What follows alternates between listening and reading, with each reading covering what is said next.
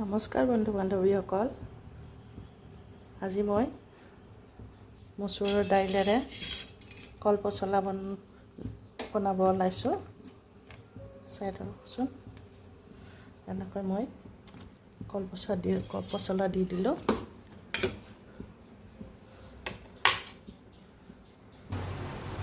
এতিয়া মই কেৰাহীত তেল বহাইছোঁ।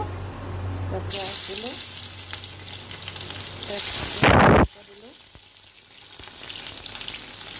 পাঁচফোৰণ দিলোঁ,